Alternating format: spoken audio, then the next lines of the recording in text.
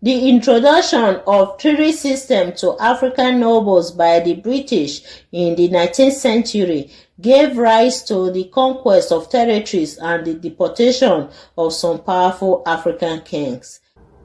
Hello everyone, my name is Nekme Obasoge. I'm from the ancient city of Benin. I am a researcher and my main area of research is colonialism in Africa. Today's topic focuses on the amalgamation and creation of Nigeria by Britain in 1914. Some commentators have referenced Britain as complicit of the political crisis in Nigeria. But today's topic, we examine how the activities of the British in Africa in the 19th and 20th centuries were driven by their imperial ideologies in the continent, which later gave birth to what is now known as Nigeria. The country now known as Nigeria in West Africa was created by the British in 1914. The creation of Nigeria was principally for imperial reasons. After the transatlantic slave trade was abolished in 1807 and the Emancipation Act of 1833, British colonialism began under the pretense of policing slave trade and pushed for a legitimate trade in other commodities. Many Europeans in Africa at that time shifted to the trading of palm oil, cotton, cocoa, rubber, pepper, and other commodities, thereby developing internal infrastructures to facilitate this market. Lagos was one of the cities that were developed by the Europeans for trading. By the 1820s, the British had already made connections with many nobles, including the Sokoto Caliphate. Proper attention has not been given to how Britain, through the introduction of treaties to African nobles, led to the pacification of territories in Africa in the 19th century. The amalgamation of Nigeria would have been impossible without the conquest and dethronement of some powerful African kings. And today I'm going to be using 3 African kings such as Oba Ovorame of the Benin Kingdom, Nana Olumu of the Shekiri land, and Jaja of Opobo as a case study on how the quest for imperialism led to the creation of Nigeria by Britain in the early 20th century. Without wasting your time, let's dive into the main story. After Britain outlawed slave trade in the early 19th century, some African nobles were still engaging in the lucrative trade. At that time, the Portuguese, some African rulers, and Sokoso in Lagos were pro-slave trade in the region. From 1840 to 1842, British abolitionists attempted to use various methods through the Niger expedition to induce local African rulers and make the slave trade impossible in the region by introducing treaties. These nobles were pressured and forced to sign treaties and accept heavy sanctions if they break the agreements embedded in the treaties. The British later shifted the treaties to securing trade agreements with African rulers. The events and conflicts that accompanied these treaties resulted in the conquest of territories and the dethronement of some African kings by the British. The point is, the introduction of treaty system to local African rulers by the British resulted in the pacification and dethronement of many African kings in the 19th century. This idea of treaty system started after slave trade was abolished in Britain in the early 19th century. After 300 years in which Lagos was created and governed by the Oba of Benin, in 1830, the British told the people of Lagos to inform the Oba of Benin that Lagos is now under the authority of the British colonies. The people refused, so the British took control by force. Similarly, they took other territories such as Asaba, Akure, and Owo, and brainwashed the people to stop practicing the art of paying tribute to the Oba of Benin. In 1861, the British forced Oba Dusumu of Lagos to sign the article of annexation of Lagos as belonging to Britain. The occupation of Lagos by the British was a warning to African nobles about the prospect of their territories. I will reiterate, without the dethronement of some powerful African kings, such as Jaja of Opobo, Oba Ovorame of the Benin Kingdom, and Nana Olumu of the Shekiri land, the amalgamation of Nigeria by Britain in 1914 would have been impossible. Towards the late 19th century, there was a paradigm shift among European merchants. They saw a need to take possession of different territories in Africa. The competition between these European countries over the monopoly of trade gave rise to the Berlin Conference of the 1884 to 1885.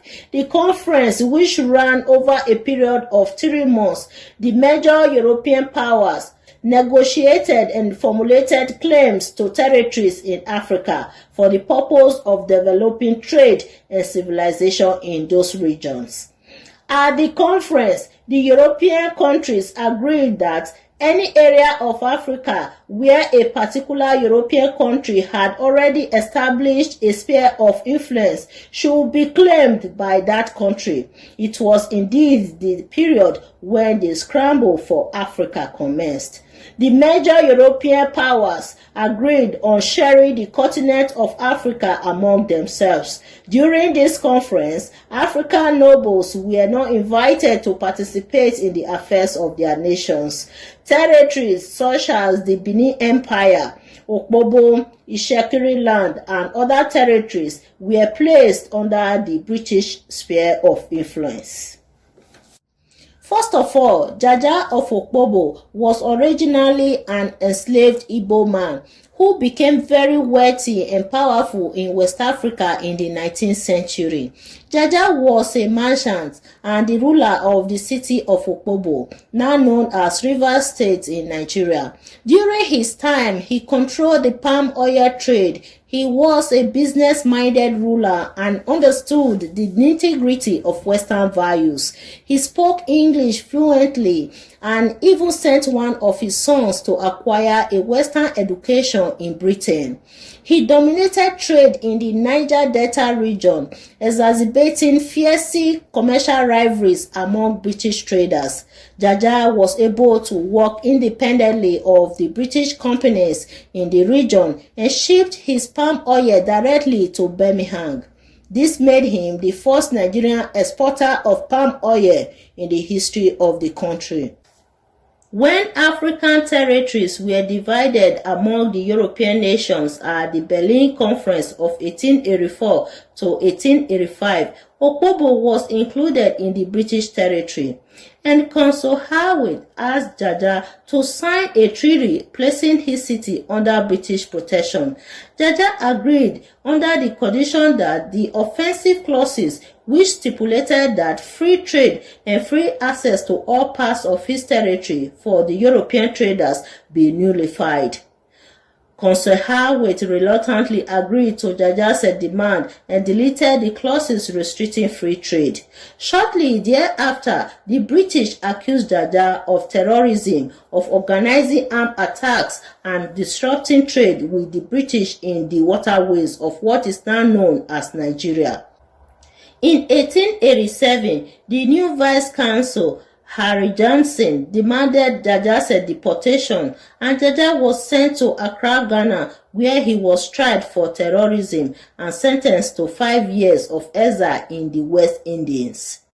Jaja appealed against his deportation to the West Indies with the assistance of a British officer, Major Macdon, who felt that Jaja had been unjustly treated.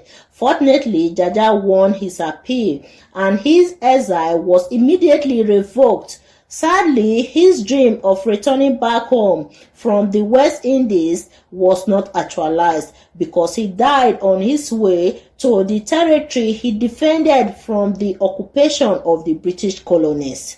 Lord Salisbury, who was the Prime Minister of Britain at that time, regretted the maltreatment of Jaja and insisted that under any civilized land, everyone involved in the deportation of Jaja would have to face the wrath of the law for kidnapping. But as it was, the quest to monopolize trade in West Africa exacerbated the inhumane treatment of African nobles by the British traders.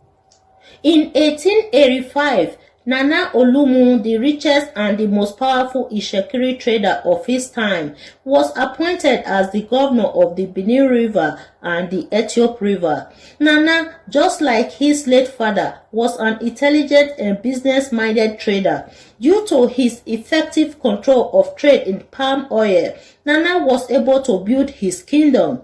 He established his business headquarters at Ebohimi, which had earlier been founded by his father, also a very rich and powerful Ishekiri merchant. A British official, Galway, who visited the Urobo region in 1892, described Nana as the Jaja of the Western Delta. During the era of the treaty signing with the British in the region, Nana Olumu fully understood the implications of the British imperial ideologies in the Niger Delta. Like Jaja, he struck out offensive clauses that restricted other Europeans, except for the British traders, free access to trade in his territory. Nana's recalcitrant attitude towards the British eventually led to the Ebohimi expedition of 1894 by the British. Major Claude MacDonald, the British Commissioner and Consul General for the Oil Rivers Protectorate, stated that when he met Nana at the Benin River for an important meeting, Nana came in a war canoe paddled by more than 100 people, with about 5 canoes serving as escorts and personal bodyguards of 20 armed men with repeater rifles. Also, MacDonald claimed that Nana was an intelligent and powerful man who had acquired much wealth in his territory through trading. Nana was said to have possessed a fleet of 200 trade canoes and about 100 war canoes and had more than 20,000 warriors under his authority.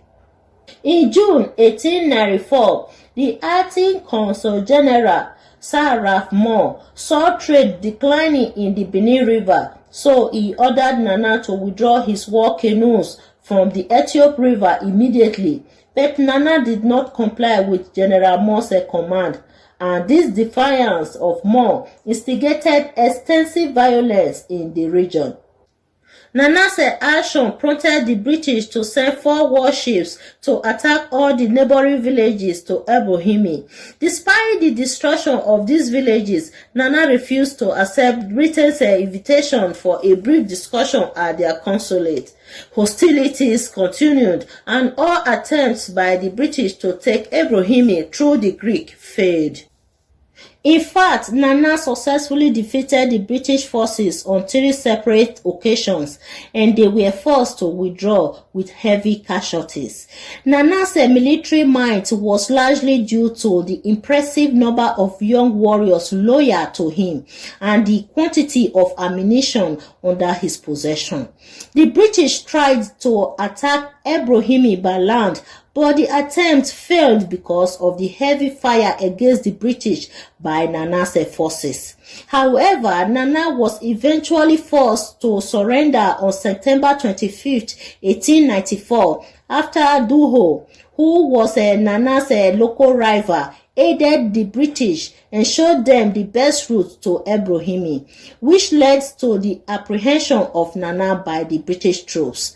Nana was tried on charges of causing mayhem and bleaching the peace in the Benin River.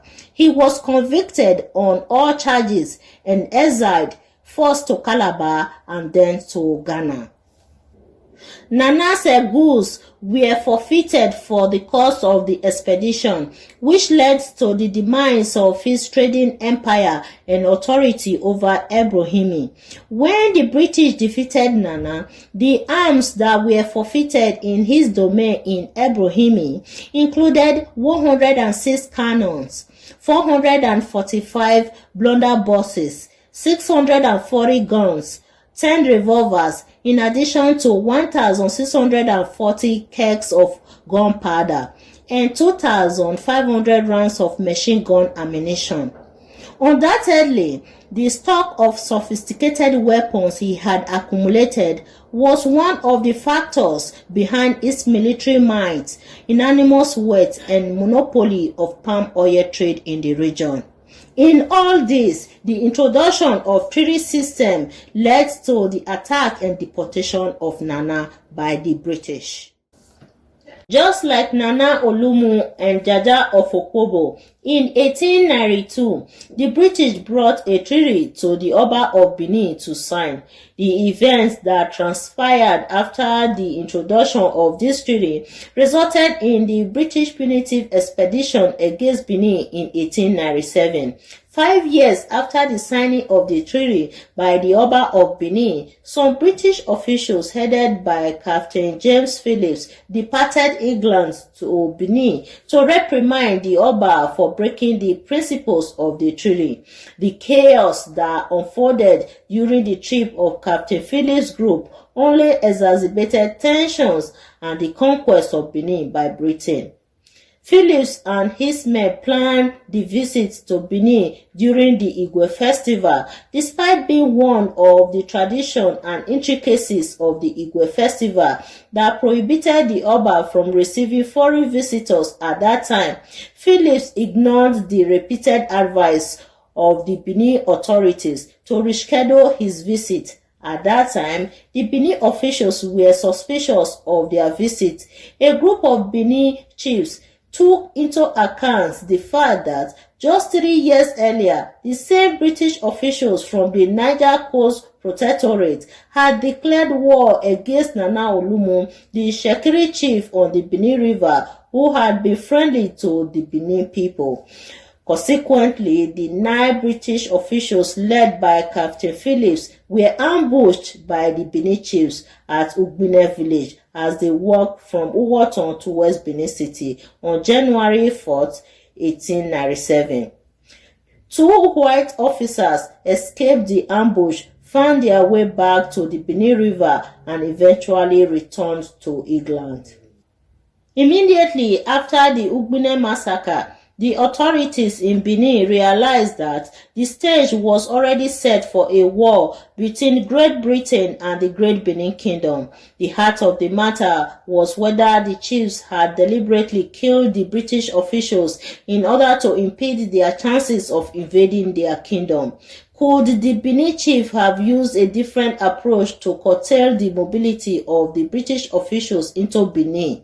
It is important to note that Oba Ovorame did not authorize his chiefs to attack and kill British officials. He was not cognizant of the operation. The Benin authorities carried out the operation in defense of the land without seeking permission from the king. The British people were outraged over the massacre of their officials in Benin. According to Oba Erediawa, the Benin people and Oba Ovorame were depicted as blood-tasting savages in newspapers in Britain. This led to the British punitive expedition against Benin in 1897. Benin was invaded, which led to the death of many Benin warriors. The British troops set the Oba's palace ablaze and looted thousands of Benin artifacts in the palace. Oba Ovorame, who was innocent of the killings of the white men, was exiled to Calabar with his 2 wives, some of his children, and a few chiefs. Some of the chiefs who went to Calabar with the king were tried and executed for the murder of British officials. It is important to know that during the amalgamation of Nigeria in 1914, many of these territories were already under the authority of the British colonies. The people did not resist the British because at that time, the British had already weakened the power of the region by deposing their powerful kings. Jaja of Opobo was deported to West Indies. He died on his way back to Nigeria. Some people said the British poisoned him when he was returning back to Nigeria. Nana Olumu of the Shekiri land was deported to Ghana. Oba Ovorame of the Benin Kingdom was deported to Calabar. The Oba actually joined his ancestors the same year that Nigeria was amalgamated. The introduction of treaty system to African nobles by the British in the 19th century gave rise to the conquest of territories and the deportation of some powerful African kings.